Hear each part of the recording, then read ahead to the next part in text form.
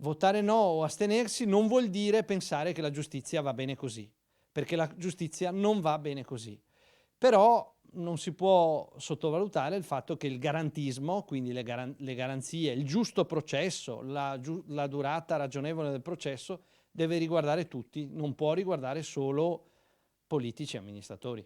Ecco le ragioni di chi sostiene il no o l'astensione al voto del referendum sulla giustizia. Rifondazione Comunista spiega quali sono i punti, secondo loro, critici dei 5 quesiti. Tra questi la separazione delle carriere dei magistrati è una delle questioni più contestate. La separazione delle carriere non va bene perché correttamente e coerentemente, come dice Carlo Nordio, significa fare del PM una funzione totalmente separata al giudice, mentre semmai bisognerebbe unire le culture giuridiche, unire, riavvicinare magistrati requirenti, magistrati giudicanti e anche avvocati nel penale.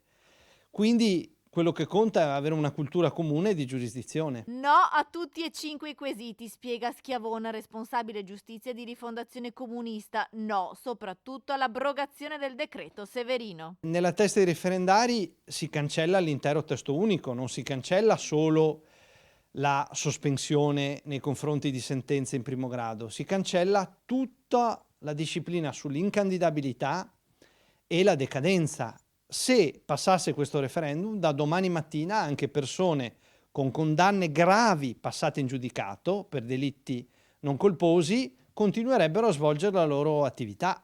Viceversa, si può discutere su singole parti della Severino che non vanno bene. Altro discorso è cancellare niente poco di meno che 22 articoli.